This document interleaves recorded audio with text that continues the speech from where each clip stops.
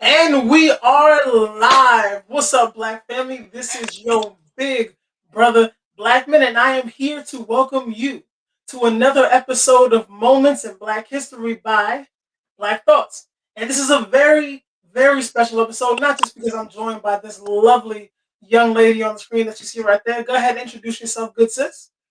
Hello, my name is Shandel, and I am the founder of The Narrative Truth, and I'm so excited to be on the show today. And Yay! I am so excited too. You want to know why? This is our first episode off of Instagram. This is our first time streaming to Twitch, our first time streaming to Facebook, our first time streaming to YouTube, where these platforms will be our new home to spread the message of Black thoughts as far as possible. And today, the goal is to spread Black history as far as possible. So, now thank you, my good sister, for joining us today, and for honestly, hope you're ready to school me, because as you know, like we went to school together, and I missed a lot of school. So there are many things in Black history that I do not know. So I hope you are ready to be my history teacher today. No problem. And also, can I just throw out there, there's a lot of things that I've learned about Black history over the years that I did not learn in school. It was either I learned it at home or just from my own personal interest, and I just took the initiative to research it. So that's just a disclaimer. A lot of these things that I know I did not learn in school, unfortunately, which is upsetting because I feel like these are things that should be taught in the classroom, especially to Black and Brown children, but it's not. So that's why it's important as Black and Brown parents or just individuals, we have to, you know, seek out the information and teach ourselves. Are you So how okay? do you so knowing that there are many things from from the American public school system that were like left out, that were neglected, that were whitewashed. How does that make you feel about being a Black student coming from the American public school system? Angry because it's like, why isn't this being taught? Like, why is my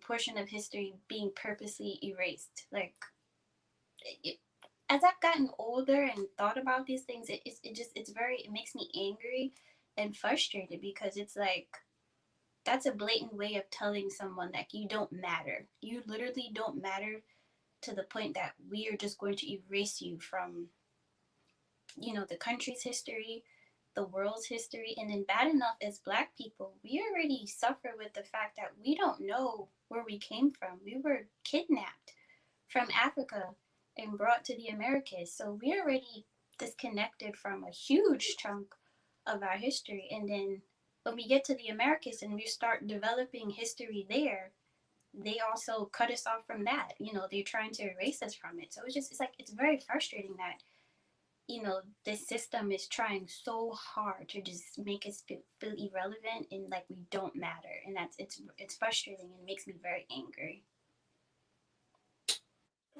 So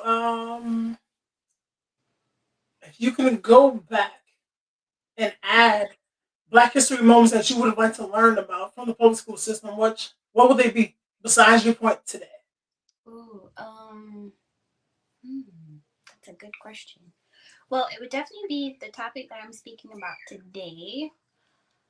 Um, I would have also liked to learn more about like Frederick Douglass outside of his, like, he was an abolitionist and all that good stuff. Like Frederick Douglass had like a lot of good written work and speeches that he delivered throughout his legacy. And it's not until recently, because I recently re-enrolled in school, that I learned about some of Frederick Douglass' speeches. And it's like, I remember learning about Frederick Douglass, but it was always like it was just like a very small, how would you say, like, it was very small. Like they would just say, yeah, he was an abolitionist, he was in he was in the interest of freeing slaves, he worked with Lincoln and Harriet Tubman, and that was about it. But they didn't really say, well, this was his written work. He was also somebody who had no problem calling out America on her hypocrisy and saying, you're full of ish. Like, they don't teach us those things in school, which I feel like that would have been useful information to know as a young kid growing up. Um, I would have liked to learn more about Malcolm X. Don't get me wrong, Martin Luther King did amazing things, and his legacy is one that should be cherished. But I feel like Malcolm X does not get the same amount of recognition that Martin Luther King does, and I feel like it's very disheartening. And I feel like for a lot of people, how we learned about Malcolm X and his legacy was from Spike Lee's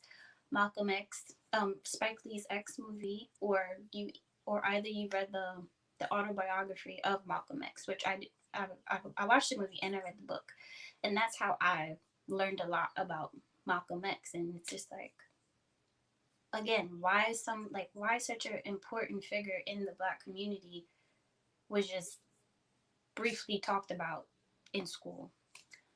I would say another.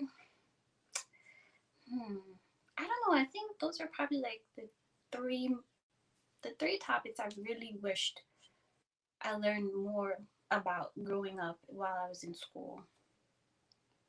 I can't think of any right now. If something else comes to mind, I'll drop it like during the episode. But I can't think of any right now off the top of my head.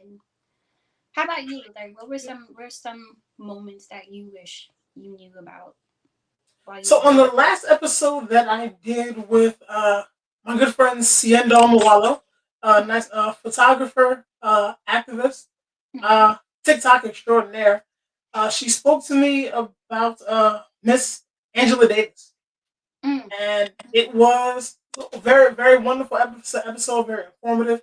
I honestly I did not know much about her. I Mm-hmm. know we spoke about Black History Month briefly, and like, well, not briefly, but like the teachings like in school, and it's just like it seems like every year they just have like the big three, where it's like Martin Luther King, Rosa Parks, Malcolm X, and even Malcolm X is So small. It's like, yes, so small, like so minimal, mm-hmm. because we well not just the conclusion, but it's basically Malcolm X was pro Black defense, not just Black defense, Black offense when it Mm-hmm. comes to civil rights. Mm-hmm. And we can't just have that in textbooks. We can't have that taught to young Black youth, because then, hey, we get another civil rights movement Yeah, because where and that's why I'm saying I was frustrated that I didn't learn about that, because it's like how different my mindset would have been if I had.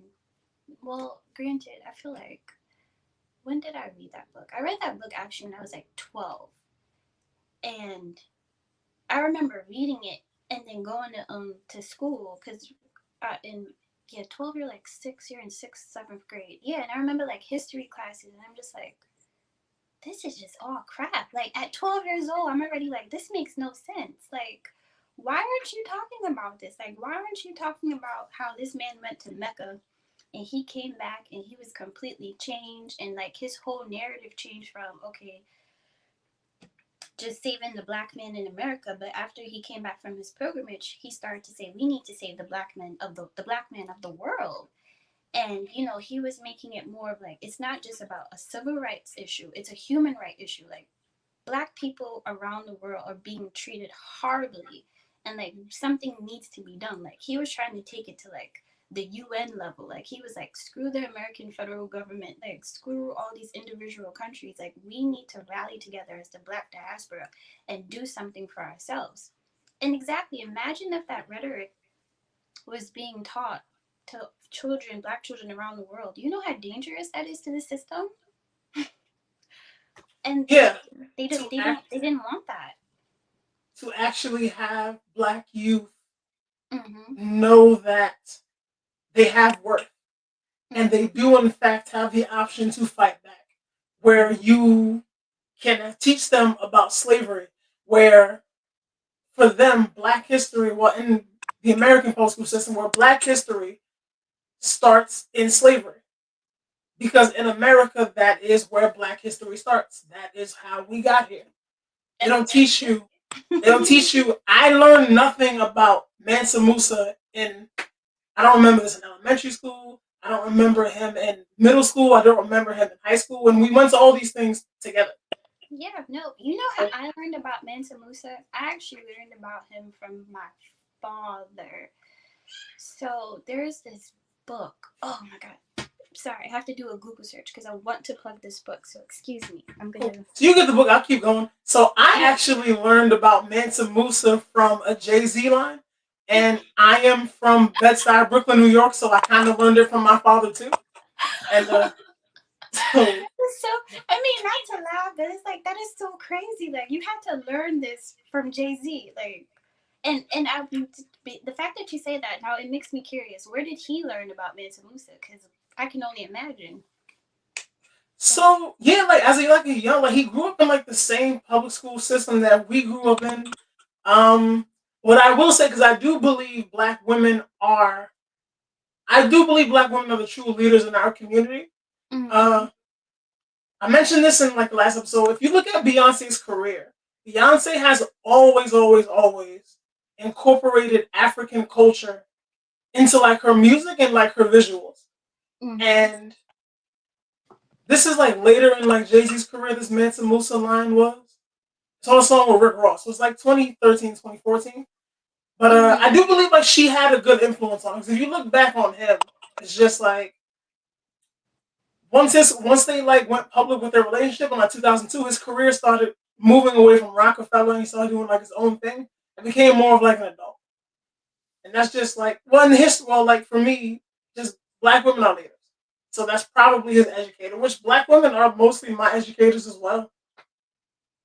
I Which mean, is I don't know if the statistics still stand true, but I think black women are out of in the black community in America. Like they're the most educated people in the yes. black in America. I don't know if that has changed, but the last time I looked at it, that was a fact that black women were the most educated in the black community in America, and And still like the most underpaid. which is frustrating, so frustrating.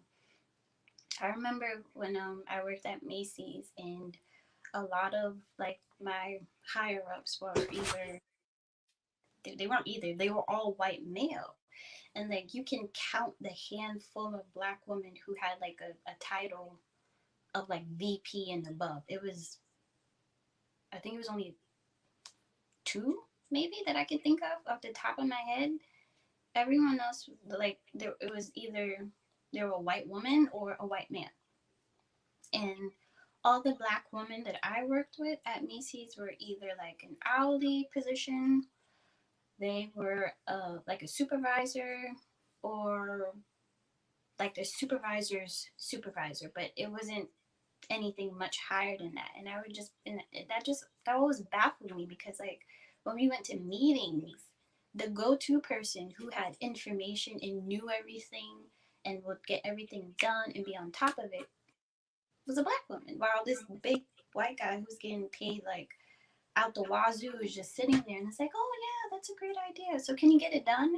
Like, and that's literally all he's getting paid to do, while she's actually doing like all the legwork and actually doing, you know, the back breaking work to actually make things happen. And I just used to be like so frustrated about that. Like, why? Like, why in the 21st century is something like this still happening? You know what I mean? It just doesn't make sense. But actually, I found the book. So it's called The Destruction of Black Civilization: Great Issues of Race from 4500 BC to 2000 AD. So that is a book I recommend everyone to read and just immerse yourself in the pages. I mean, I've double dabbled in it over the, you know, because as I said, this is a book my father would always reference that I think he read more than once. My brother actually read it as well. When I was younger, I kind of skimmed through the pages, but I haven't done like a deep dive read of it, but I plan to. So please, if you whoever's watching and listening, definitely get this book, The Destruction of Black Civilization: Great Issues of a Race from 4500 BC to 2000 AD, and the author is Chancellor Williams. Gotcha. So this is is this how what else did you learn from this book besides about Mansa Musa? Well, in this book, it teaches you about like all the great unknown, well, unknown to us civilizations that we weren't taught in school. So like you learn about, like, I believe they do touch over like the Mali Empire, which I believe is Mansa Musa. They talk about like ancient Egypt and like all the amazing things they have contributed to the world that we still use to date, such as like astrology, like advancements in science, all these great things that they just make it seem like black people, exactly, we were just slaves. We just know how to be carpenters and cooks, and that's it. That's our only contribution to the world. Not knowing we have like a whole legacy on the continent of Africa that we were stolen from. So if there's anybody out there who's really grappling with the idea of like, is there more to the black narrative? Like, is it just literally slavery? This book will let you know that yes, there is more to our narrative. We're not just slaves. As I said, we're not just carpenters and cooks and nannies. Like, we were kings, we were queens, we were scientists, we were chemists. Like, we were doing it all. So don't believe the hype when they're like, oh, that's not true. Like, you're nothing. You're dumb. Like, that's not true. Absolutely not true. Not true at all. Exactly. And that is why I decided to do moments in Black History this month for Black History Month, which will be extended because I like this program. I like this project a lot. And the goal here is for us to be able to tell our own history and take control of our own narrative, which is something that I've gotten from you. Because we find out, like, us, not later in life, because we are still young people, but in our young age, these are also things that we should have been able to know ourselves and get to know ourselves younger. So for our youth, for us, for the young kings and queens coming up under us, I like for them to get this knowledge sooner, and hopefully we will be able to accomplish that with Mm-hmm. with this project, with Moments in Black History by Black Thoughts. And with that being said, you have a great subject today, and Yes, yes. I am going to give the floor to you, Yes. young queen. So please, this is your time to shine. Tell us about your topic today. So the topic I'm going to be talking about today is James Baldwin versus William Buckley. And this happened in, sorry if I'm looking down, I'm referring to my notes. This debate happened February 18, 1965. Um, Basically, this is like the height of the civil rights movement. The 1964 civil rights bill just been passed, so there's a lot going on in America at the time. And also, James Baldwin was at the height of his career, pretty much. And he was tapped on the shoulder by Cambridge University to have a debate against William Buckley, who was a well-known American conservative, who was he was not about segregation. He was not in approval of African Americans getting civil rights. Like, he was not about it. So James Baldwin was like, hey, sure, I'll come to England and I will school this white man on what it is about being a black man or just a black person in America. And the debate topic was, has the American dream been achieved at the expense of the American Negro? Obviously, James Baldwin argued, yes, it has been achieved Uh, at the expense of the. Yep, go ahead. if I can interject, could you get Mhm. for those of us who don't know, can you just give us a quick a background on James Baldwin? Oh, yes, yes, yes. Well, of course. I've actually wrote notes about that too, just in case you asked. So, James Baldwin, he is a novelist, playwright, essayist, poet, and activist. Some of his notable works are Notes of the Native Son, If Beale Street Could Talk, and Go Tell It on the Mountain. He was absolutely a trailblazer. Like, I've and it's more so recently I've really gotten to into James Baldwin and really understood what he like his work and how he impacted the civil rights movement and just America in general. He was openly gay in the 1960s. Like, can you imagine that? You're black and openly gay in the 1960s, and to be proud about it and not really shun away from that's incredible. Because as we know, and then like as we know, even today, to just even be comfortable saying that you're from the LGBT community, people still give you so much pushback. They give you so much hate. Just so much strife. And James Baldwin was like, well, I am black and I'm gay and I'm here and I'm going to speak my mind, and whoever have an issue with it, too bad.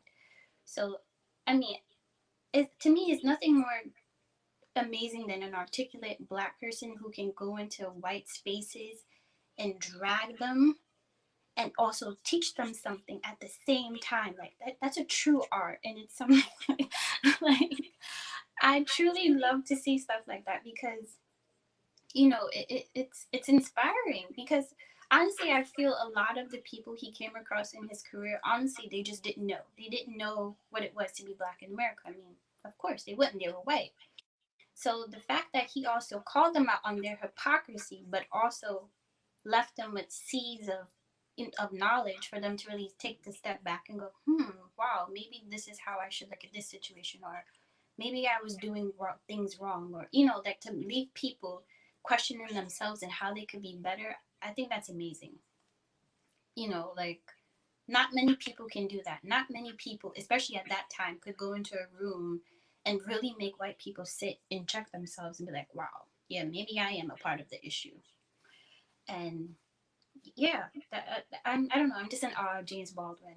Oh, also, fun fact: J. Edgar Hoover had a whole open investigation on him, and in all of his research and intel on Baldwin, he actually collected 1,884 pages worth of intel and just details on James Baldwin, his in and outs, his daily lives, because he was a supposed threat to America, to America and what she stood for. Just because this man is like, I just want to be able to walk around and not worry about being lynched, shot, killed, and beat up for the color of my skin. J. Edgar Hoover labeled him like a national security. And honestly, that man do not deserve to have his name pronounced properly because he. I'm not even gonna get started on him because he was just the worst. That man gathered intel on James Baldwin, Fred Hampton, Martin Luther King, Malcolm X, the entire Black Panther Party, Huey P. Newton. So Yeah. So you actually don't have to because he came up in the last episode with Shandel because he's the one that put Angela Davis on the most wanted list. exactly. So And she was part of the Black Panther Party. And as I said, he had intel on that entire organization. And I know the Black Messiah movie is currently out, which is based on Fred Hampton, and he was a sole key player in that whole little shenanigan of having Fred Hampton assassinated. And fun fact, I actually learned about Fred Hampton and James Baldwin around the same time. And I remember watching this PBS documentary on the Black Panther party. And like, I'm literally, and mind you, I'm at work too. This is when I was at Macy's, and I'm at my desk and I'm watching the documentary, and I literally started to tear up when they was talking about Fred Hampton, because I just found it so frustrating. Like, this young man, 21 years old, again, also a very articulate young man, another person who could go into a space and drag white people, but also school them on how they could and can be better. And they killed him. 21 years old. They killed this young man, shot him like an animal next to his 8 month. His girlfriend was 8 months pregnant. It's by the grace of God that she also wasn't killed in that whole, craziness. And it's just like, and that's also a person I wish I learned about in elementary school and junior high school, because it was like 21 years old, and look at the impact he left at 21 years old, I don't even know what I was doing, but it wasn't what he was doing, you know? So it's like, again, if I had learned about someone like Fred Hampton, like how different my whole path could have been if I had knew about what he was doing. You know what I mean? It's crazy. But I digress. But yes, James Baldwin was a trailblazer, and he was just all things pro-black, and just being just he just wanted black people to be able to just be themselves, to not worry about, as I said, to be beaten, raped, murdered, or lynched for simply existing. Like that was his fight. That was his fight to America, to the white man. It's just like, let me live. Like I'm not here. I'm like, I have no beef with you. I'm not here to make your life a living hell as you're making mine. I literally just want to exist. Like, why is it an issue for me to exist? And that was what he wrote about in his work. That's what he stood for, and that's what he fought for on a daily. And yeah, I don't know, I don't know, as I said, I've recently started to learn about James Baldwin, and his work and what he stood for just really impacted me. So to answer your question, it was long-winded, but yes, there you go. No, James Baldwin, as you said, was a trailblazer.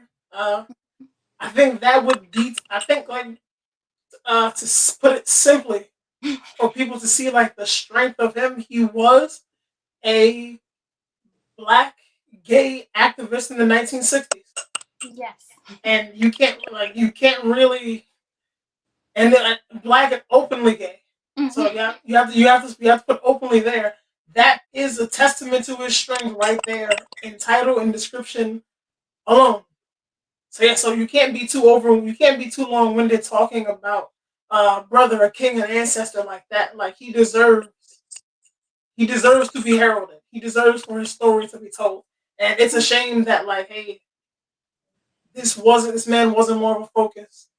Exactly. Like I don't And did do you remember? Because as you said, we went to elementary, junior high, and high school together. Do you remember any of us having to read any of his books? Like for like, remember when we had to read like assigned books? Like, do you remember any of his books being an assigned book? no, not really. I just really remember the giver of mice and men. Mm-hmm. Uh, yeah, Maniac McGee. That was a good ass movie. But again, and exactly to and all those books were without doubt good books, great books. I'm not going to drag the books because they were good books, and I did walk away with something reading each of those books. But it was a white narrative. It was the author was writing from a white POV. And as black children, you're reading this, and you're at least for me, and I'm just like, oh well, this is great, but there's a lot of things that I can't relate to. I didn't live in the suburbs. I didn't live with my mom and my dad. We didn't have a two-door garage. We didn't have a family car. Like, you know what I mean? Like certain things that you're reading about in these books, and you're like, yeah, that's not the near that like that's not my daily. You know, it's like I really wished growing up and while we were in school, we read more books that reflected our daily life. Us. Yeah, like us growing up in New York City. I mean, granted, if you live in an urban area, your experience is going to be completely different from that for someone who lived in the suburbs. But it's just like someone who's white living in New York City is going to have a totally different experience from someone who's black living in New York City in Bed-Stuy in the 90s. It's going to be completely different. And you also lived in Bed-Stuy in the 90s, so you know what I'm talking about. It's completely different. Yeah, definitely, definitely completely different. Yeah. I still have a kid like that who grew up in Manhattan, like Mm-hmm. lower Manhattan, not Harlem, not like the more relatable areas. Mm-hmm. Someone that grew up in like a midtown in Wouldn't. Yeah, or like the Upper East Side or West Side. It's completely different. Like you're gonna be like, oh, okay, you went to Central Park and you did all these great things, but it's like, yeah, that didn't happen for me. Like, you know what I mean? Like I went to Prospect Park, exactly. and, And I had and, to and I got robbed there a couple times. That's how made me the man I am today. So let's get back to the history topic at hand. Yes. Uh, let's. What was the debate about between James Baldwin and Mr. Buckley? Yeah, so as I said, the debate topic was, has the American dream been achieved at the expense of the American Negro? And of course, Baldwin said, yes, it was achieved at the expense of the Negro, which is, that's a fact. And as he said in the debate, because you could watch the debate on YouTube, there are historical accounts of it. Slavery. Yes. Like the supreme what do you call it? The Capitol that was just stormed in January. Who built that? It wasn't white people. It was black people who were slaves. So this big white shiny building that all these senators and Congress representatives were crying about and was like, oh, this is not America. This is not the democracy we stand for. Was literally built by slaves. So I mean, don't get me wrong. What happened at the Capitol was absolutely terrible. It sucked. But when I was watching like these senators and representatives talk, and they're just like, "Oh, this is not the America I know, and this is not a good representation of us," I'm just like, "Yeah, no, for who? Like, whose America are you talking about? Because as far as Black Americans are concerned, this has always been America. Like, this is not new to us. This was not shocking. For some people, this was actually funny because it's like, in the great words of Malcolm X, it's like the chicken has came home to roost. It's like you built this system in a way. Basically, how I put it, America is built off oppression. Like, the only way for America to thrive the way it does, there always has to be an oppressed group. Like, the moment you remove an oppressed group of people out of the American equation, it's going to collapse. Like, America doesn't know how to, it's like, what? What? Wait, there's nobody to control? There's nobody to belittle? There's nobody to say, hey, you don't matter? Like, what are we going to do? Like, literally, since the first set of pilgrims or whoever, oh God, whoever you, this is slipping my mind, but like the first settlers that came to Jamestown, like, they befriended the American natives and was like, yeah, we could be friends. And then in the split second, it's like, okay, well, we're gonna rape, loot, and kill your people, and then we're gonna try and see if you could potentially work for us. They found out, oh, well, that can't work, so they had to go all the way across the Atlantic to steal Black people to bring them here to work and build the country. So you see what I'm saying? Like, there always have to be an oppressed group. There always has to be a group of people that they can keep down for this, for this nation to thrive and do what it does. It's just like, and that's disgusting. Like, last semester I had a U.S. history class, and I had to write six papers about America from the 17th century to the 21st century. And literally every paper I wrote, I had nothing good to say. Like, to some extent, I felt like how James Baldwin felt. It's like, how can you say anything good about this country when literally its inception was based off of evilness? You know what I mean? Like, there's a quote he said. He said, I picked the cotton. I carried it to market. I built the railroads under someone else's whip for nothing. For nothing. Like, we literally did all of that. And now, in the 21st century, we cannot reap what we sowed. It's like, so we literally built this entire nation. And then you still gonna turn around and tell me, I can't get a certain job. I can't go to certain places. I can't be a certain, because I'm Black? Like, what? Like, what do you, like, you wouldn't even have these institutions if I didn't build them. You know what I mean? So it's like, it's just like the blatant hypocrisy. It's sickening. Like, also, and James Baldwin also talks about this in his speech, and this is something I've been personally saying for years. Like, America, whenever it's in its, in conflict or in strife, they be like, oh, we're all one people, we're fellow Americans and all this good things. So, like, the American Revolution, when they're like, oh, we need to get away from from England and be our own country. World War I, World War II, the Vietnam War. They have no problem recruiting black people, recruiting black bodies into the military and putting a gun in their hand and be like, yeah, go fight in the name of America. But then as soon as the dust clear and their war is won, and they run a victory, it goes back to being like, oh no, you're just another nigger.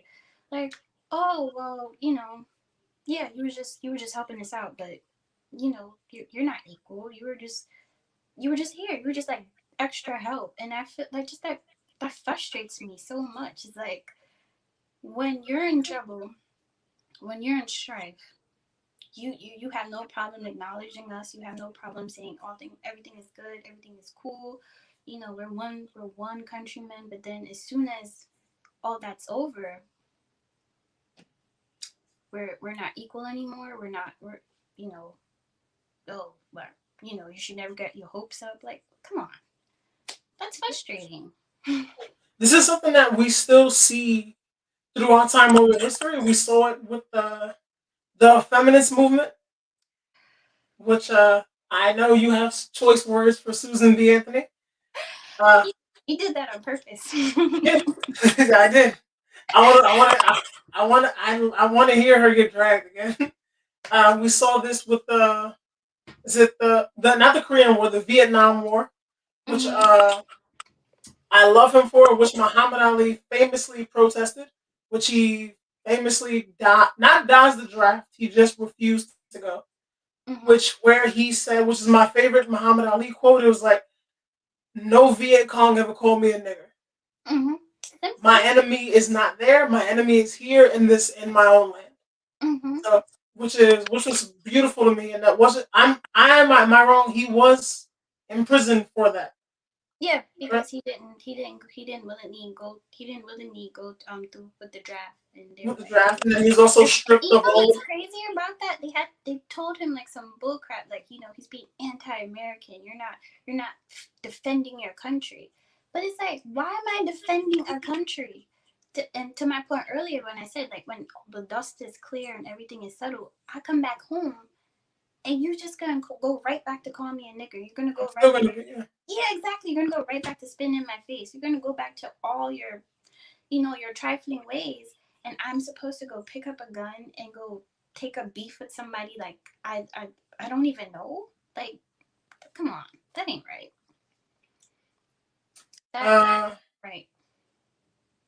I almost said Lulu Gonzalez. There we go. She is a comedian and influencer. I believe she is former either Marines or Air Force. I apologize if I'm getting that wrong. So she had did the Dormtainment podcast a Oh, couple I of used weeks. to follow them. Yeah, I know them. Yeah, me too. I think we stood like in like high school, right? We sent each other They, videos and stuff. yeah, yeah, yeah, yeah. They've been around for a long time. They're They're like like some of oh the first to do it, honestly. yeah, they're like OGs of this. Mm-hmm. So they had asked her, I believe I'm gonna say Mike. I'm probably butchering that. I believe it's not him, but I know his mother was a service woman, and Lulu herself served this country. So he said he had a conversation with his mother and asked her in 2021, after after all the things that have been going on, if she could go back in time and still enlist, would she still do it? And she said no, Wow. because it wouldn't be worth it Hmm. to go dedicate your life to serving a country that has no respect for you and no value to your life. And Yeah. he posed the same question to Lulu Gonzalez, and she said outright, absolutely not. Which is something that I feel like it's respectable. Any person of color, especially especially our black women, our Hispanic women that chooses to enlist and serve this country, gets the utmost respect from me. As well, every time I see a service person, I say thank you for your service.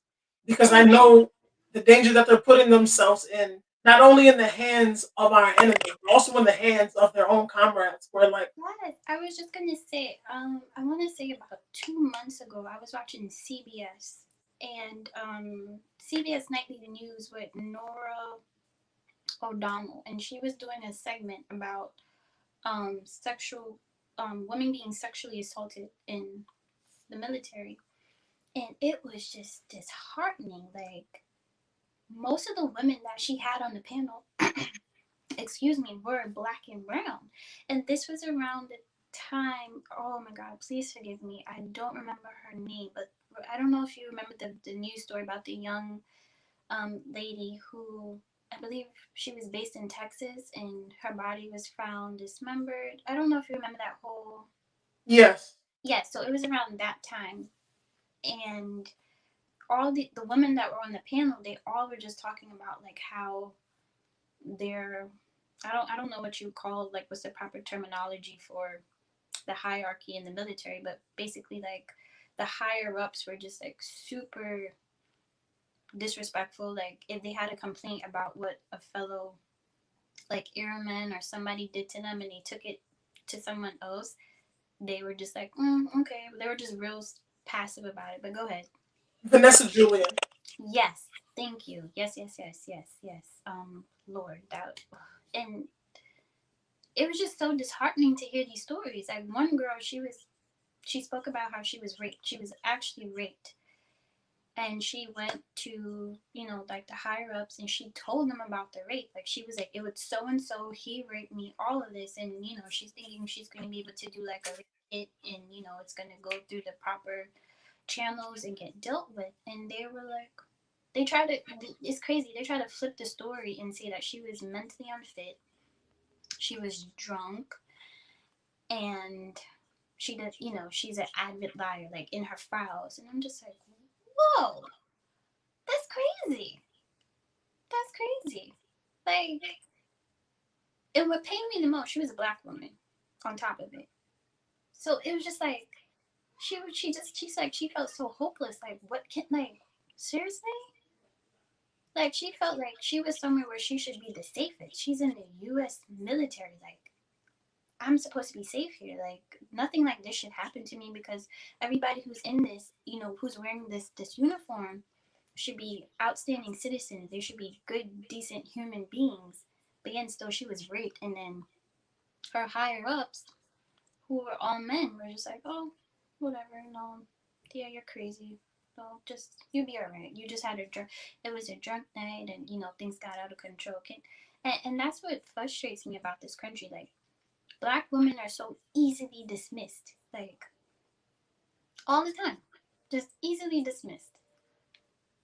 And to your point earlier, like, black women have always been the moral groundkeepers for not just our community, but this country. For this country. Black women got Donald Trump out of office. So, also, when I was doing my, yes, they did. Amen. Amen. Stacey Abrams. Mm-hmm. She definitely turned Georgia blue. But when I was doing my U.S. history paper last semester, what's in my U.S. history paper? It was one, I was doing a paper for one of my two classes, and I spoke about Emmett Till's mother. I actually said she should be given all her flowers, like, but the unfortunate death of her son was really the change, like, the how would you say, like, the spark that really gave the civil rights movement what it needed to really propel and get it in the direction that it went in. And I'm like, I feel the only reason that would have happened if that woman didn't come. Like, can you imagine? He was 14 years old. They dragged him out of his house, beat him to death, shot him in the head, and then threw his body in a river. Can you imagine? 14 years old. He had to have been a little small, little thing, and two grown white men did that to a 14-year-old boy. And then when they, I believe when he came from Chicago, and when they transported his body back to Chicago, his mother was like, I'm going to have an open casket funeral because I want the world to see what they did to my son. Can you imagine? Can you imagine? Like, I'm a mother, and when I was reading about that, when I learned about that, I was just like, the level of strength and bravery it took for her to do that. And if she, and I always pose the question, imagine if she didn't do that. Imagine if she was just like, she's just gonna wallow in her grief. She's gonna just bury her son and just let and that be that and just move on with her life. If that woman didn't say, I'm going to have this open casket funeral, I'm going to have national news broadcast there, and they are going to see, the world is going to see what they did to my son, there would not have been a 1964 Civil Rights Act. There wouldn't have been a 1965 Voters Act. They wouldn't have been the March on Washington. Rosa Parks would have never been arrested, because she actually said the reason why she didn't get up that day was because she was thinking of Emmett Till that day on the bus. And she said she refused to get up from her seat that day. And that all started because Emmett Till's mother was like, I'm going to let the world see what my son did. I'm going to let the world see what they did to my son, excuse me. And that's what I'm saying.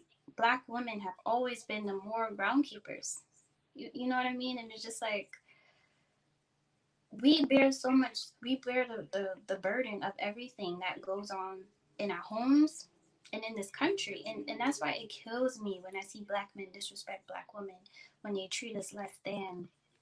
And like, don't get me started like on Tory Lanez, like people like him, like he just, God, if we could exchange people out of the race, he's somebody I would definitely want to exchange. Like I wouldn't want, he don't deserve to be in it. He's just disgusting. He's, oh God. So before we get too deep into what the kind of F boy that Tory Lanez is, uh, back to Baldwin and the other F boy, William Buckley.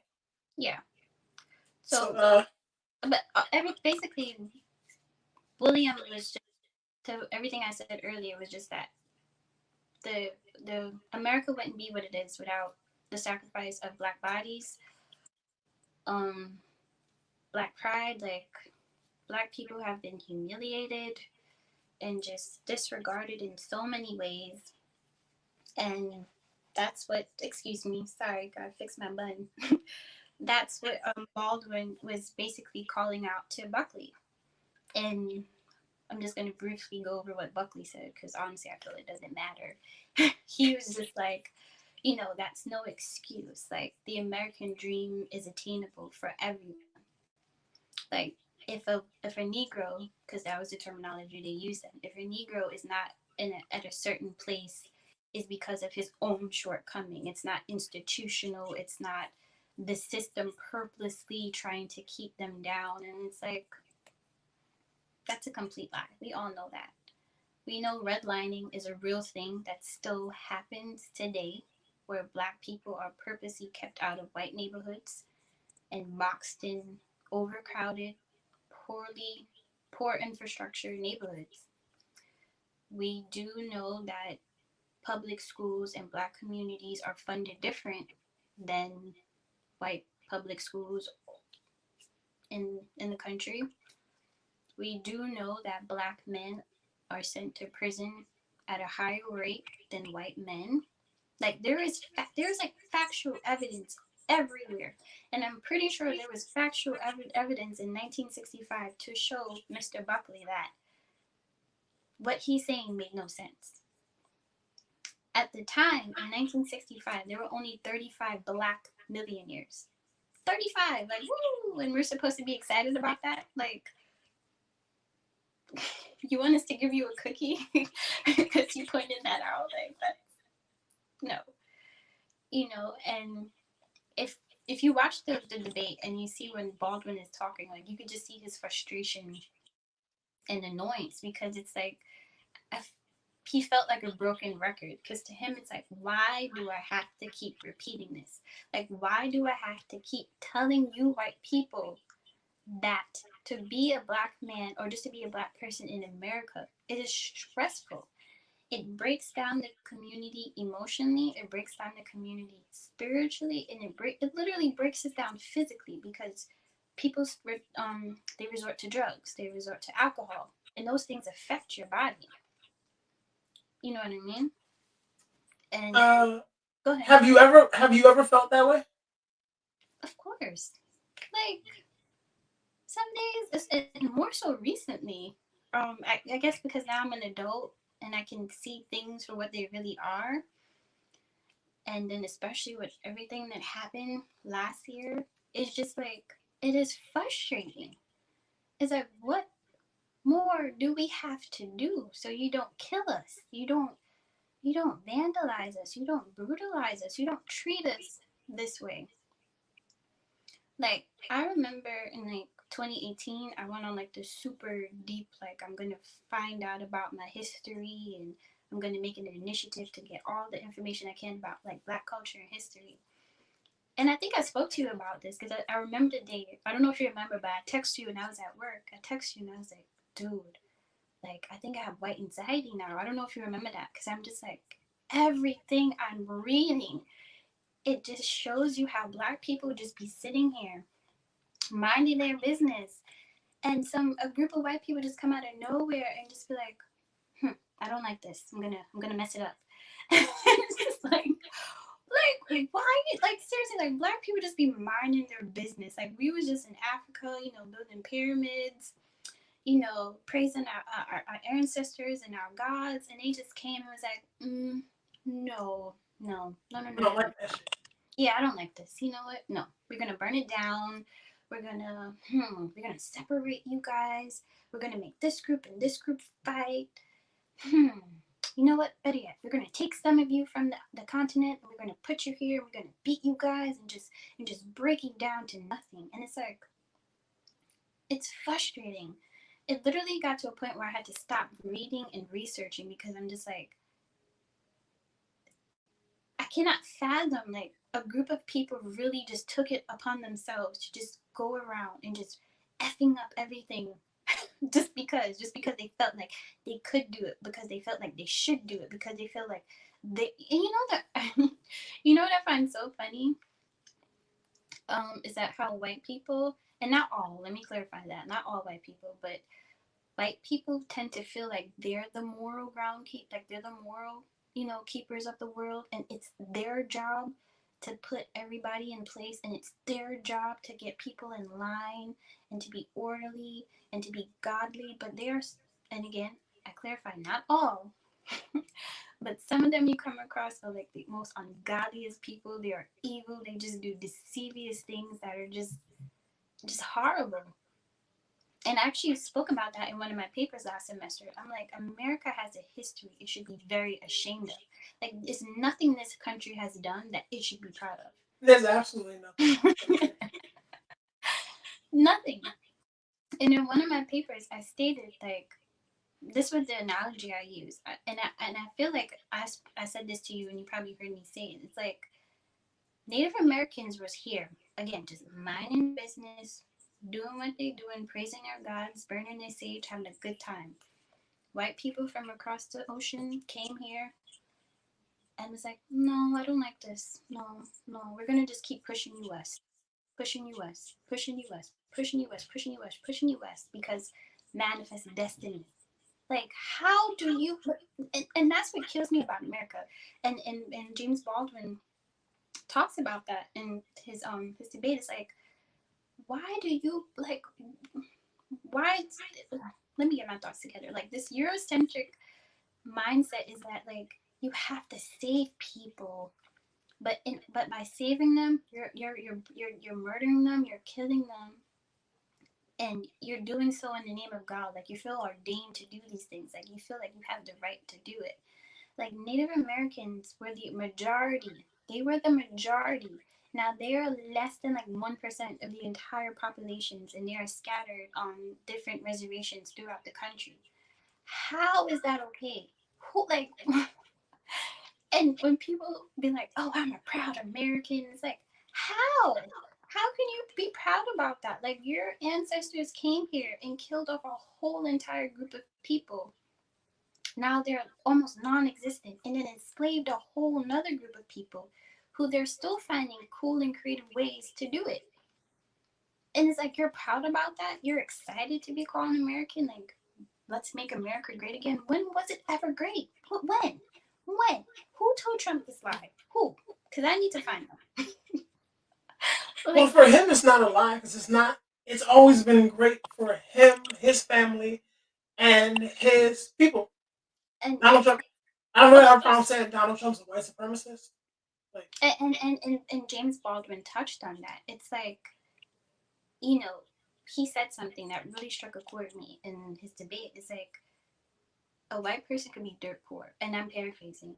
They could have like a issue life, like their life could be horrible. It could be like there's literally a black person who's probably doing 10 times better than them, who's thriving at life. But literally, the only thing that keeps them going, that makes them feel good about themselves, is that they're not black. That's like a heavenly revelation that he said. It's like, I may be poor, I may not have all these nice things, but well, at least I'm not black. And James Ball said that. James Baldwin said, like, that's a terrible thing, you know, because it's like when white people say stuff like that, it's almost like being black is a death sentence. Being black is a tragedy. Like being black is like this horrible thing, and when it's really not. But that is just the narrative that's been sold in this country, and it's just like I'm just over it. And as you can see from my Instagram name, the narrative truth. I'm just at a place in my life where I'm like, I want to change the narrative, not only for myself, but for the black diaspora. Like, something has to be done. We cannot continue going, we cannot continue on like this, being labeled as lazy, as drug dealers, gangsters, scammers, we're all just athletes and rappers. Like, no, we're doctors, we're lawyers, we're fathers. Like, not all black fathers walk out on their family. There are good dads out there. We are mothers. We're not just nannies who's taking care of other people's kids. Like, we take care of our children too. Like, we have so much to contribute to the world, but for some reason this country is just so fixated on telling us and the world a different narrative, and I don't understand it. I don't get it. I don't like it, and I want it to change. Because it's just like, as I said earlier, I have a daughter. Like, I don't want her to grow up and she's feeling less than. She's feeling frustrated. She's feeling stuck. She's feeling like she don't have any options because she's black. Like, no, no. The world so is. Go ahead. so while we're there, uh, in as part of his speech in this debate with William F. Buckley, uh, James Baldwin said, "By the time you are 30, when he spoke about the painful demoralization of black citizens in the United States, he said, by the time you are 30, when you realize that not only you could escape that not only could you not escape the trap of white supremacy, that your children won't be able to either." Exactly. And I mean, and it's almost like a prophecy because I am literally turning 30 this year and I have a child. And exactly. So I was Go ahead. gonna ask, do you still feel that way in 2021? It definitely did not like land on me that like, hey, this was this was 50 years ago now, Yeah. Mm-hmm. where we are the children of those children, and we are still going through this at 30. Exactly. Crazy. Exactly. So and that goes back to my point of like why I'm forcing myself to really make like to really make changes in my life is because if how I see this, if I can save myself, even just by a small percentage, if I could just get my way out just by just a little bit, just break some light, then that light could shine on my daughter. You know what I mean?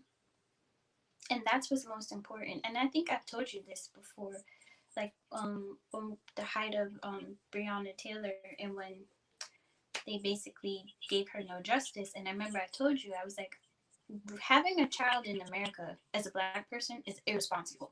I feel like it's the most irresponsible thing you can do because it's like let me be careful about how I say this, but it's like you're almost setting them up for failure in a sense. Because it's like time and time again, history has shown us no matter what you do, you perm your hair, you don't perm your hair, you bleach your skin, you don't bleach your skin, you talk a certain way, you don't talk a certain way, You go to this school, you don't go to this school. They will always find a way to tell you no, or maybe you need to do this, or no, just outright no. Like, there's no place for you here. And James Baldwin said that. It's like, how am I a citizen in this country, but yet and still, it's like, you're home, but you're not at home. That's a real messed up way to feel. Like, you're in your house and you're not even comfortable because everywhere you turn, there's someone or something trying to attack you, trying to make you feel less than, trying to just basically just bring in, just trying to break down your spirit every chance they get. Like, and you want to have a, I have a child. I mean, I love her and I would not change it for the world. But sometimes, especially last year, I sat down and I was like, Jesus Christ, what kind of world is she going to grow up in? You know, like, what am I really setting her up for? So in tune with that, to quote James Baldwin again from this speech in this debate, he said, "As an African American citizen, it comes as a great shock around the age of 5 or 6 or 7 to discover the flag to which you have pledged allegiance, along with everybody else, has Mm-hmm. not pledged allegiance to you." To you. Mm-hmm. Which is, as an American, that's why, like, earlier, like, oh, I didn't get to say it, like, earlier, like, as far as I said, I give them all my love, I give them all the respect in the world. I wouldn't ever suggest a black citizen, a Hispanic citizen, a female to actually join any branch of, like, the armed forces in this country, because it's literally, you are giving up your body to the service, and they're literally going to do whatever the hell they want to do with your body, whether it's like, whether they're offering you up to, like, our enemies, as we see in the Civil War, where the front line were the black soldiers who are not armed, But who are literally, you see how history repeats itself. But you see how yes. history repeats itself, but it's just different. It's just dressed a little differently.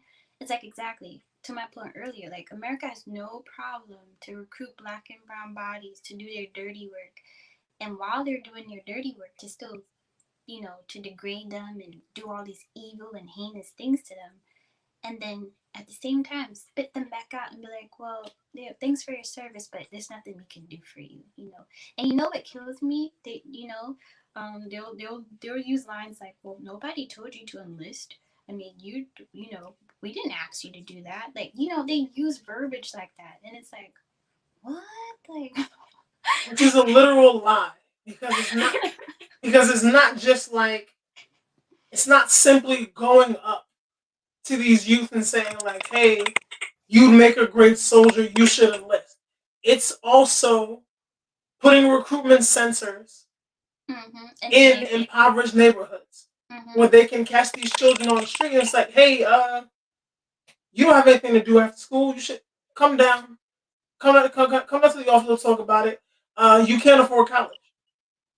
We can pay exactly. for your education. Yeah, I was just gonna say exactly. Mm. They use, like, your unfortunate situations and try to paint this holy grail of sorts, of saying, like, hey, if you come and join and you do these things, like, all the things you're experiencing here it'll magically go away, and life will, magically get better for you, and, like, all your worries are just going to evaporate, when that is not the case. It's like, you're literally leaving one effed up situation to go into a even more effed up situation in some cases. And it's like, and I feel that is the story for a lot of black people. It's like, you can work your way out of one situation, but then you land into a next one, and it's like, you just met with a whole new set of obstacles, and, like, just just just I don't even know what the word, I can't even think of the word, but it's just like, it's just always something. Because it's like, okay, for example, if you lived in the hood, you had to, you had to worry about the police. You had to worry about the neighborhood boys, the boys on the corners. Okay, you did everything you're supposed to do. You went to school, you got a good job, you moved yourself and your family out of that neighborhood. Now you in a quote unquote better neighborhood, a white neighborhood, and again, you still got to deal with the police. Okay, maybe you don't have to deal with the boys on the corner and the boys at the hood no more, but now you got to deal with Karens who are going to be calling the police on you because it's like, oh, he's not supposed to be here. He looks suspicious. It's like, so that's what I'm saying. Like, to be a black person is frustrating because it's like, do you damn if you do, you damn if you don't. If you stay in the hood, the cops are gonna kill you either way, or the boys in the hood's gonna kill you. If you move out the hood, the cops are still gonna kill you either way, or you know, it's Yes. just like. So are you a J. Cole fan? I'm not exactly sure. Not, I mean, not as big as you, but I follow J. Cole.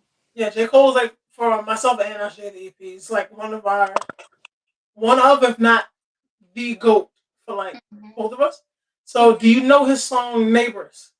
Mm-mm.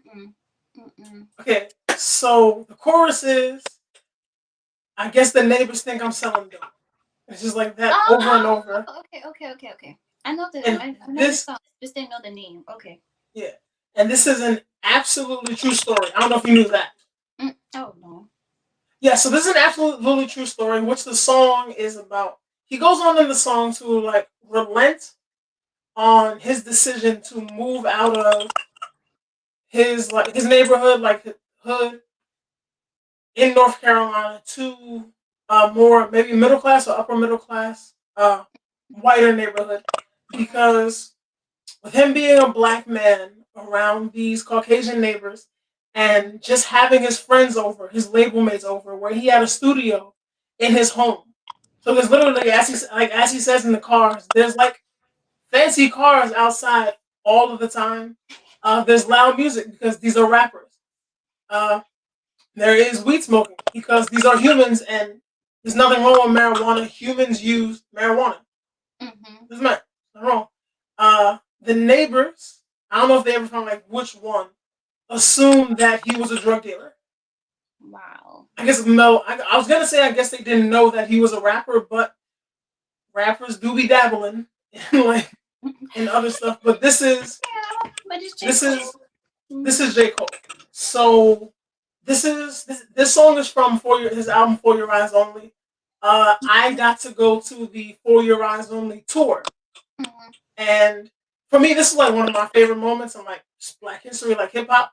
Mm-hmm. On this tour, he showed the surveillance footage from his home, where luckily he was not there, or else this would have been a way more tragic than it was.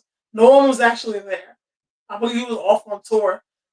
The police raided his home, Holy sugar pop. busted open everything. He showed the footage of this on tour, so I get to watch this on like a big ass screen. And there's literally a point where they're raiding like his basement, and where he has a pool table. So one of the officers takes the pool stick off the pool table, goes outside to the door where there's a where the surveillance camera is. And knocks off the civilian camera. He Civilian camera. turns it so that that camera can't capture what they're doing. But he's an idiot because there's another camera behind him. And this is what, Yeah. and this is, I mean, obviously James Baldwin didn't talk about this because this is way before the speech. I mean, this debate. But he hints to that in this debate. It's just like just the blatantness of just like white America just feeling like they have no regards for just black human beings. Like they just really feel like they can literally do whatever they want. Yeah. And I mean, honestly, they can, because who's going to stop them? Who? I mean, we obviously see our local government is not really doing anything to protect us. Our state government isn't really doing anything to protect us. We damn sure know the federal government isn't doing anything to protect us. And if we learned anything recently, is that let me not say most, but a lot of the people that stormed the Capitol last month worked for law enforcement. So if these are people Yes. who are supposedly supposed to serve and protect, and they already have something out against me just for being black, how can I feel safe? That's what I'm saying. You can't be safe in your own hood, and you can't be safe in a supposed better hood. Cause look at that. Like how you go into J. Cole's house and you're gonna turn the camera and be like, yeah, we got F shit up and nobody's gonna see because I turned the camera. So like you already, the fact that he did that, that means he went there with the intent to do some real shady stuff. They probably went there with the intent to plant. Exactly, they were going to do something shady. So that's where I'm Yeah, like, that's crazy to me. That's yeah. crazy. So he also, it's in the song. He went more into more in depth about it on tour, like live, and it's just like as Black people, we well, and what I'll just say in America, we want to rise up from our unfortunate circumstances. And once you do that, like how J. Cole has done that, and then like we want to change our surroundings to something more comfortable, something that we feel will be more easygoing, and we tend to go to these places where there are less people that look like us and more people that look like them. And then you find out that like, hey, you are not welcome here. Mm-mm. No matter what, like the way you walk, the way you talk, the color of your skin will always be what they judge you by and assume the worst of. And as you said, it is heartbreaking.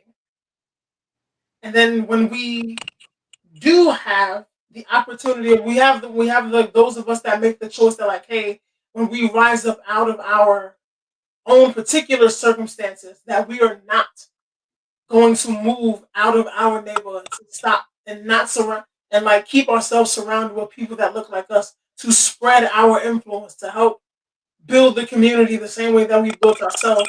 We have Fred Hampton situations. We have Huey P. Newton situations. Or we have We like the have we street. have the J. Edgar Hoovers. We have the what president was that? Trump. Oh, that's today. I think I was talking about Ronald Reagan. We Oh. have these men that like, hey, as soon as you see Black people minding their business, making plans to just do better for themselves, uh, we get Tulsa. Yeah, exactly. We Tulsa. get That's Tulsa massacred. We get the Seneca Village massacre, which is also something that I just learned about either last year in 2020 or 2019. That Central Park, is it Central Park? I'm not sure. Let me see. You know what do you know what I'm speaking of? This is news to me. Okay. Oh, so I get to educate you a little bit. Mm-mm. So let me make sure it's the right part.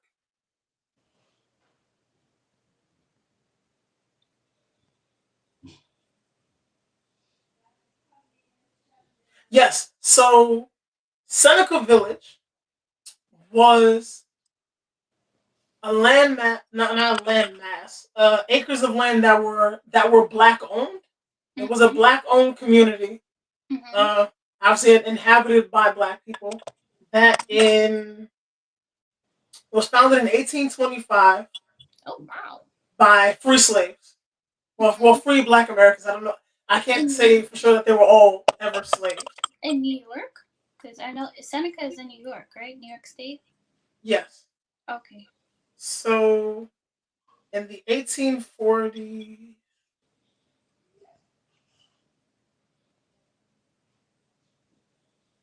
so I'm not gonna take up too much of your guys' time because I don't have all the information in front of me right now. I'm not gonna take up too much of you guys' time, but I do encourage you guys to go out and do your research on this your own. Eventually, Seneca Village was done the same way that Tulsa, Oklahoma was done. It was raided by Caucasian neighbors, assisted by the police force. The land was taken over. Uh, Blacks were slaughtered. I was gonna say murdered, but honestly, to be truthful, the word is slaughtered. The land was unlawfully taken over and turned into Central Park.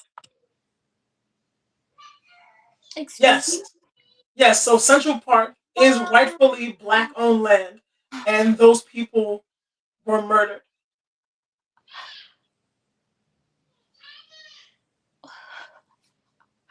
I need to process that. Yeah. Wow. Also, I apologize because I see through my phone that there are people commenting through like I know Facebook, uh, and I don't maybe not YouTube, but like for some reason like hey I'm new to this, it's not showing here where I can show it to you guys. But I do thank you guys for like commenting and being active out there. I appreciate it. Akeem, love you, brother. All right, now. So but yes, so that is my little history fact to drop on you. Seneca Village. So, like, literally, like, like, let me get my thoughts together.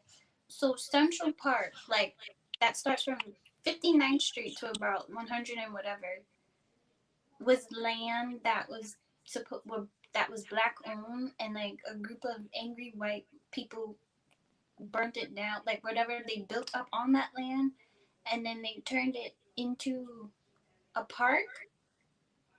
Yes. And Seriously? then this is so that happened in 1857. I don't care about when it happened. The fact is it happened. Like, Yes, yes, yes. what the Mickey? That is so. Oh, I'm sorry. I literally just used a curse word. I use it my baby, so forgive me. What? No, I say what the Mickey when she does something that's like questionable, and I forgot that I'm like on a public thing, and I'm anyway. Um, that is whoa. So you mean to tell me like Central Park that I've like done walked up and down, rode bikes in, and it's like, wow, I'm so happy I live in New York City. It's such a fun city. It was like, there, whoa, Yeah, so I stopped going. That's why I stopped going there. whoa, yeah, Like that's I think I heavy. had went there on a date one time. I know when my sister comes up here, she likes to go to Central Park. I was like, I'm not going back to that shit. Wow, that is I'll stay in Prospect Park by the library. that's wow, Yeah. wow. Well, there's nothing I can do to crush that heartbreak and like take away No, that shock. it's not even But no. What I was actually gonna say is this is you know what kills me is that a lot of times people be like, oh, you know, the South was really really bad, and like there was, oh, the North was much better, and it really wasn't. it was not. Like Detroit is probably historically like one of the most racist cities in the North. If you saw the movie Detroit, and just even before that, I don't know if, just another fun fact, but Detroit, they had like I want to say they had like either the largest or second largest KKK organization in the country, Detroit, which is like the North. And mind you, a lot of black people migrated from the South to the North. And that's exactly what I'm talking about. It's like Okay. you The try to factory work. leave you try to leave one situation to go to somewhere that's supposedly better, and you just end up in something exactly the same or 10 times worse sometimes, and that's why I'm like, and to what you just dropped on me about Central Park, it just made me like America is just it's just a huge landmass of just It's of a heart. cursed Indian burial ground, really. Word, It's it's like, it's poltergeist. you know, I saw something on Instagram last summer, and I mean, it was funny, and you know, it may not be funny for some people because like people were actually affected by these things, like people lost lives and homes and etc. But the post basically said like all these natural disasters and events that are happening in like the South are basically like the ancestors of like the natives and black and you know enslaved Africans wreaking havoc. Like when I first saw that post, I was like, people just be dumb on the internet or whatever. But considering what you just said about Central Park, I don't. That post kind of hits differently now because like this entire land has bloodshed. Like there, wow,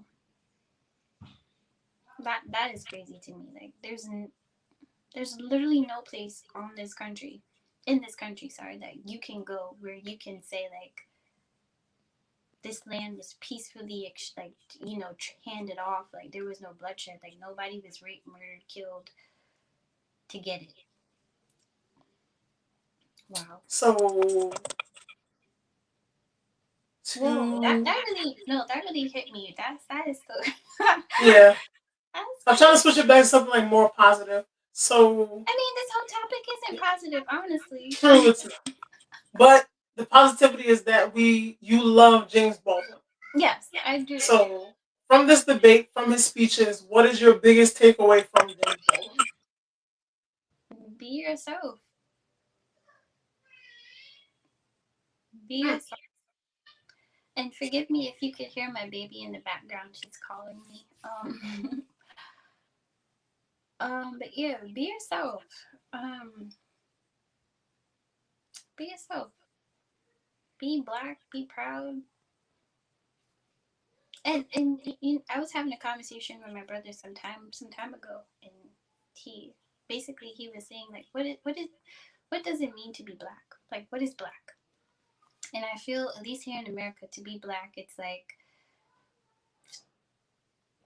the first thing that usually comes to people's mind, people who especially who are non-black, is like struggle, low income, just all the stereotypical stereotypes that are pegged on black people. And it's like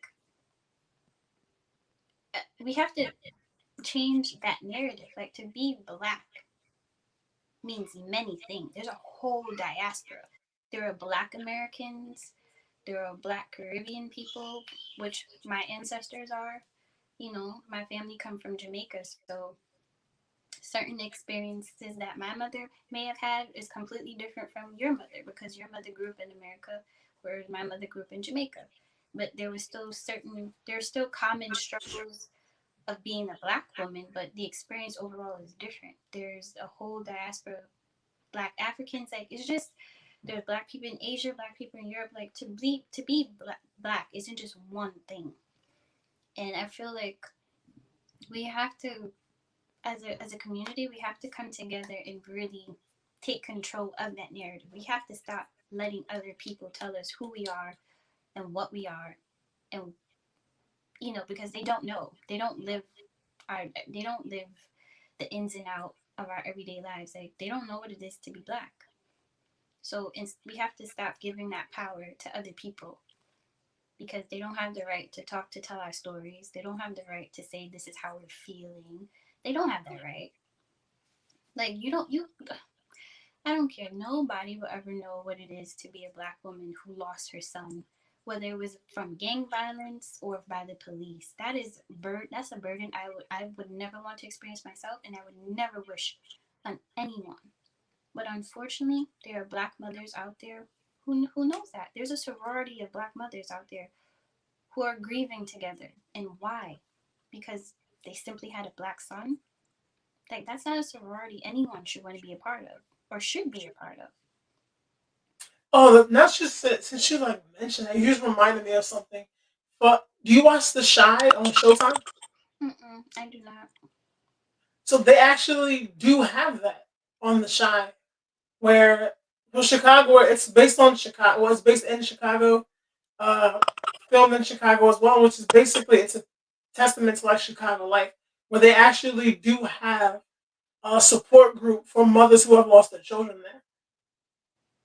Where like a lot of like the central characters in this show are there, like are based in this group. And that's sad. Yeah. I mean, not to say they don't have groups in other communities, but I don't want to say this with too much certainty, but I'm still going to say it. But I'm pretty sure white moms don't have a group like that. Asian moms don't have a group like that, but black moms do. And it's like it's a thing, like it's a norm. And I'm pretty sure Chicago's not the only city. I'm pretty sure if we did some real deep, hard research, we could find there's probably a national organization. I really wouldn't be surprised. For people of like, especially within this country, for people of other color, I would say that they may have it, but it would be more from refugees and people who are escaping like war-torn countries, like people who are escaping like Vietnam. Look what you said. They're escaping a country to come here. We're already here. We didn't escape anywhere. Yeah. So what I wanted to like touch on, like ask you, like kind of in conclusion here. So James Baldwin debated William F. Buckley, and the topic was, uh, since you have it like in front of you, the topic was American dreams been achieved at the expense of the American Negro. In 2021, do you see this conversation still happening? Yeah. But... So what I mean to say is, You yourself personally, would you have the patience to have it with a person of another color? Oh, like you mean to Like, is this conversation still worth having? no, I don't think so. No. I feel the same way. I I stop. can't. Oh, sorry, go ahead. I'm sorry. I was gonna say I stop explaining myself to. I don't want to say I stop explaining myself to white people. So I stop explaining myself to people who are dedicated to misunderstanding me in the first place. I agree with that. And you know what I think is frustrating about all of it is that it's people's. Let me not say people. How would I pose this? It's whites. It is white people just blatantly not taking the time to want to understand, and just so they're just so quick to be like, you're complaining, like, no, no, no, Yes. no.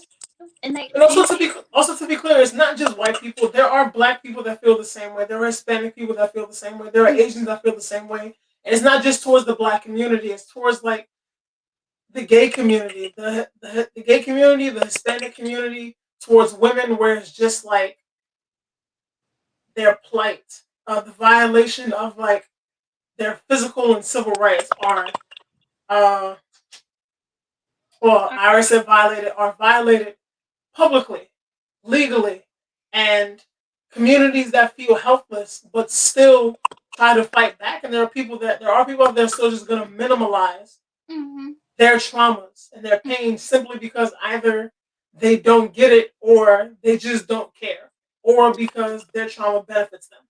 mm-hmm, mm. And as I said earlier, there's no America without oppression. Literally. And as you said, and the oppression doesn't have to be just black people. It has to be, it can be black people, it could be Asian people, it can be white Hispanic people, it can be people from the LGBT community. It's just like they need to have a group that is oppressed. And I wrote in one of my history papers last semester is that this country was built in favor of white men off of oppression. Like, exactly, like white men oppress white women. They oppress women. They oppress women of color. They like white men in this country had like a fierce agenda. And sorry if I'm generalizing. I mean, I don't want to offend anybody, but it's just I feel like the proof is in the pudding. Like it's like they just have an agenda to really to just keep people at a certain level. It's like they're the only ones who can be up here, and everyone else have to be down here. Like there's like the talk of equality is like blasphemy to them. It's like, oh, whoa, you're cursing. It's like equal. Oh no, like no.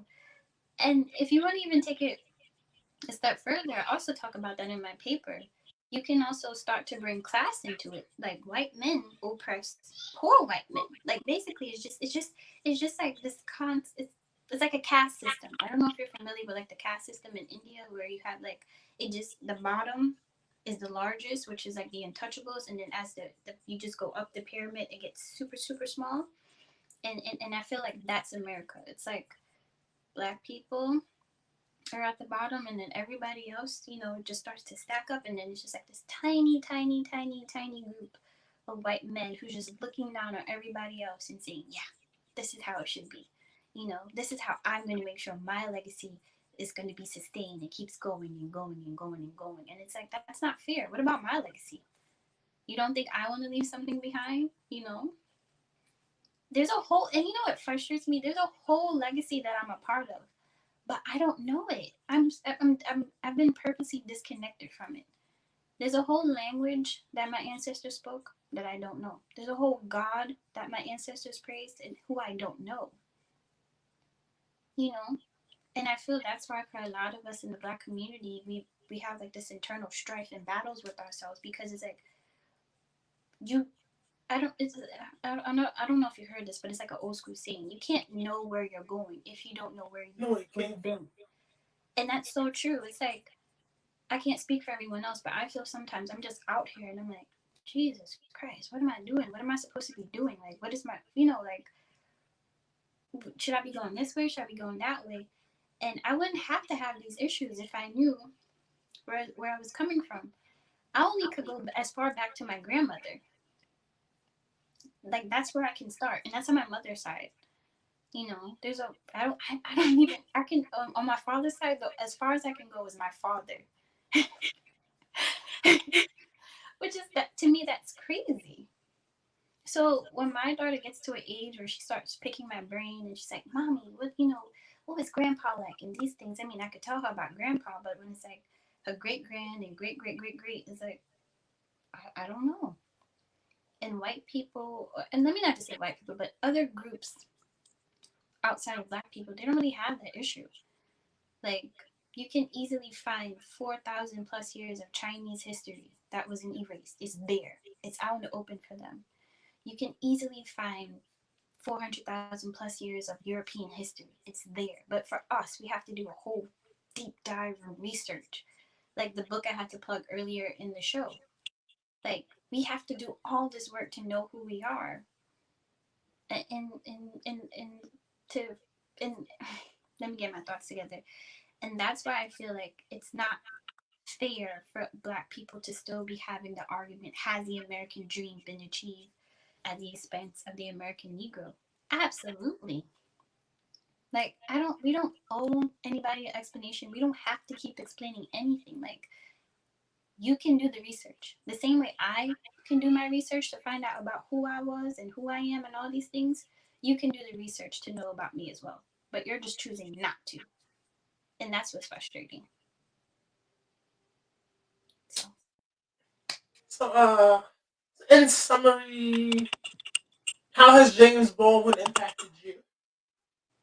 as I said, to just be myself. Like, I refuse to go into spaces and feel small. Going forward, I refuse to go into spaces and not talk up. If I see something that doesn't look right and doesn't feel right, I'm going to say something. And I feel like that's something I struggled with a lot in the past, is because I sold myself a narrative like, oh, I don't have the right to say something, or I'm the only black person, I shouldn't say something. And it's like, no, because you are the only black person, you should say something. And that was more so when I was working at Macy's, because a lot of the time I would be the only, like, one of two black people in a room, which was very intimidating. And now as I'm like, but why was that intimidating? Were you ashamed to be yourself? Were you ashamed to be black? Like, why were you intimidated? Like, there are people just like you. But again, I fell victim to this narrative that as a black woman, when you're in certain spaces, you're supposed to feel small. You're supposed to be intimidated. You're supposed to not be comfortable to speak your mind. You're literally supposed to be invisible when you're in certain spaces. And no, I'm not doing that anymore. No, that is no longer going to be my narrative. I'm going to speak up. I'm going to express how I feel. I'm going to call people out on their ish, but at the same time, I hope I can teach you something about myself and hopefully about yourself as well. You know what I mean? And I feel that's something I definitely learned from James Baldwin. Like, he was just unapologetically himself. And whoever didn't like it, too bad. It was your loss because you weren't able to, be in the company of this bright, wonderful spirit. You know what I mean? So yeah, that's something I definitely walked away from. What James, I walked away from just learning about James Baldwin and what he stood for. And that was beautiful. I love that revelation in you, like that growth of having pride and always keeping your head held high, your chin up, Mm-hmm. and knowing that no matter what space you're in, you are meant to be there and you have a voice. And I love that. I love that about you, and I love the narrative truth. No, I mean, So it's true because it really, when I think about it, it's like I think about like all the ancestors I'll probably never know, at least in this lifetime, and what they had to go through. And I feel like I'm doing them a huge disservice if I'm not making use of what I'm able to do now. And that's crazy, what I'm able to do now, because if this was 50 plus years ago, there's a lot of things I wouldn't be able to do. And and again, the fact that I have to say able, like I shouldn't have to be able. Like that's something I should just do. But because there was somebody who was in charge telling us black people that you couldn't do it, you start to tell yourself like, oh, I can't do that, or it's going to be trouble. I shouldn't do that. And that's why I'm like, I feel like it's a disservice if I don't utilize my time. I don't utilize the opportunities that I have in front of me, because it's like God only knows my ancestors had to go through for me to exist at this very moment. I remember I was talking to my good friend Ecclesia, and I'm like, it's probably, what's sad? I'm like, if I do an ancestry test and I figure out where I came from, and I'm like, if there's a spot of white blood that shows up somewhere, I'm like, there's a huge possibility that was probably rape, or it wasn't consensual. And she was like, damn, you took it somewhere dark. But I'm like, it's true. It's true. Yeah. It's so true. And so the fact that I'm here and I'm not utilizing my space, my breath, my time to do something productive when God only knows what they have to go through is unacceptable. Absolutely unacceptable. But you are using your time and your space to do something productive. So, real quick, as we're getting out of here, tell everyone about the narrative truth and where they can find you. Well, you can find me on Instagram at the_narrative truth. Well, the_narrative_truth. And basically, the narrative truth is a safe place for people to just find themselves. Because I've been kind of going through a revelation of finding out who I am. I felt for the longest I had no idea who I was, what I was about, and what I stood for. Like, I was consumed with doubt, insecurities, just a whole bunch of things that led me to fall into false narratives about myself. And lately I've been peeling back the layers, and I'm like, oh, so I'm actually like this. Oh, I'm I can actually speak up. Oh, I'm actually not as shy as I've been telling myself and telling people. And that's what the narrative truth is. It's a space to is a space to allow people to find yourself, to find your true narrative, because your narrative is your truth. Nobody can tell you what's your truth. The only person who can do that is yourself. And that's why I said earlier, as Black people, as a community, we have to take back control of that narrative, because we have been allowing people to tell us who we are, and they've been getting it completely wrong. Yeah. So, for those of you out there who would like to watch this young woman's growth and come along with her on her journey as you are going on yours, follow her on Instagram at, as she said, at the_narrative_truth. Also, Yes. is the website still up to subscribe to the emails? And the website is www.the-narrative-rights.com. Cool.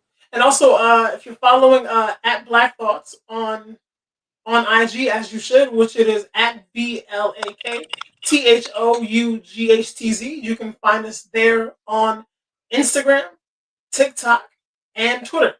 Also, like, I'm sorry. yeah, I'll be trying to do my little challenges and stuff too. You ain't telling me you're on TikTok, but I'm sorry. Go back to your promo. Cause I'm old, man. I don't like it. I'll get it though. So you can so make sure you like and subscribe to the Black Thoughts YouTube page. Make sure you hit the link in bio for Black Thoughts merchandise. Also, if you like the content, if you like the narrative truth, if you like Black Woman Wednesday, if you like Black and Fit Mondays, if you like Black Business Initiative, if you like our Black Business Challenges on Friday, please hit that Cash App, $ Black Thoughts. Make a donation. Every dollar counts. Every penny counts. My next project to work on this year, I'm gonna get the bodegas to make chips 25 cents again.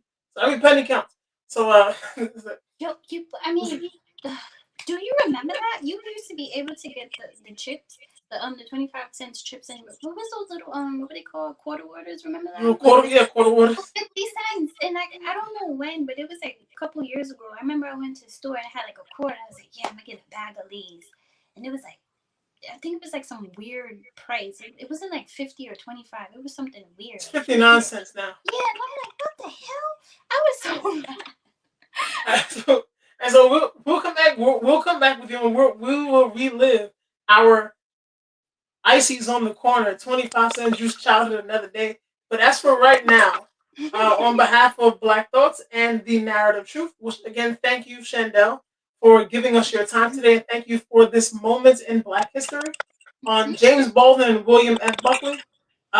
We thank you guys. Have a good night, but enjoy the rest of your day. And and before I go, I just want to tell everybody out there: remember, you control your narrative, nobody else but you. And always, always live your truth. No matter how cliche that may be, just be yourself. Like literally, you don't have to fake it. Just be yourself. And I love that. And thank you guys, and make sure you join us next time to listen to us share our Black thoughts. Peace.